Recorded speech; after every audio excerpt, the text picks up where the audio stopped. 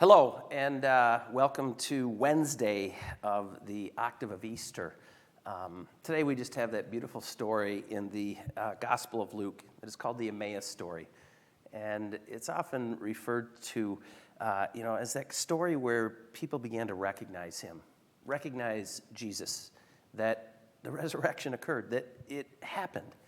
I've often experienced different retreats where it was focused on that particular story and that journey, this Emmaus walk. And, you go on this walk, reflecting on, Christ in your life and just his presence. And the hope is in this journey, in this walk, that you begin to see that, he's real and he's present.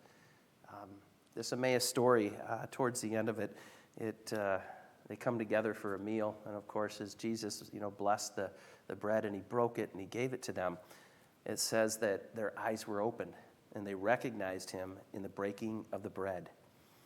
I often wonder about our experience of the breaking of the bread at Mass.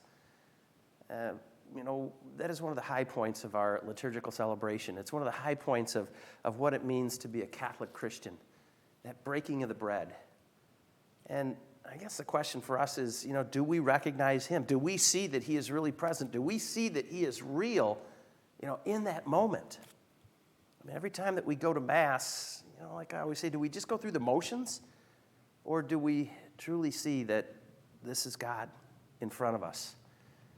Whenever I'm preparing, parents and so forth for their child's first communion, one of the stories that I always tell is about a college kid that goes to Mass with his Catholic friend. It's his non-Catholic college kid that goes to Mass with his Catholic friend. And he's got a lot of questions afterwards, and he just continues to kind of, be intrigued about everything about the Catholic Mass. And at the end of it, he looks at his friend and he said, he says, if I believe what you Catholics believe about the Eucharist, you couldn't keep me away. You couldn't keep me away.